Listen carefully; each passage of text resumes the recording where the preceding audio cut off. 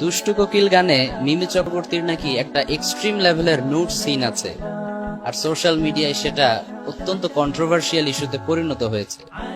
আমার অ্যাসিস্ট্যান্ট আমাকে বলল, হুজুর, এই ইস্যুতে কিছু মেসেজ ড্রপ করার জন্য অনেকে আপনাকে রিকোয়েস্ট করেছে। তো অ্যাকচুয়ালি টু বি অনেস্ট, আমি কিন্তু খুবই ব্যস্ত মানুষ, এজন্য ইচ্ছা থাকা সত্ত্বেও সব ইস্যুতে ইন্টারাপ্ট করার স্কোপ আমার হাতে থাকে না। But I think it's a very sensitive and important issue for us. That's why তোমাদেরকে কিছু মেসেজ ড্রপ করছি। ফার্স্ট অফ অল, আমরা সকলেই জানি যে ইসলাম আমাদেরকে এ ধরনের সিনেমা দেখা সাপোর্ট করে না, হারাম করেছে আমাদের জন্য।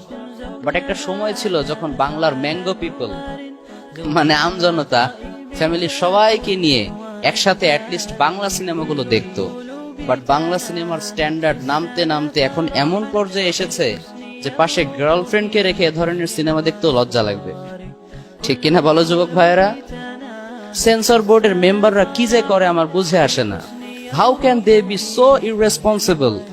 একটা সিনেমা পাবলিশ করার পূর্বে সেটা ভালো করে মনিটরিং করে অ্যাটলিস্ট এক্সট্রিম লেভেলের নোট সিনগুলো ডিলিট করা তো তাদের রেসপন্সিবিলিটি ছিল। তারা তাদের দায়িত্ব ঠিকঠাক পালন করে নাই। এজন্য আমাদেরকে খুব বেশি সতর্ক থাকতে হবে, অ্যালার্ট থাকতে হবে যুবক ভাইয়েরা। নিউজ ফিডে যদি এ ধরনের কোনো কন্টেন্ট তোমার সামনে চলে আসে, জাস্ট ইগনোর দ্যাট।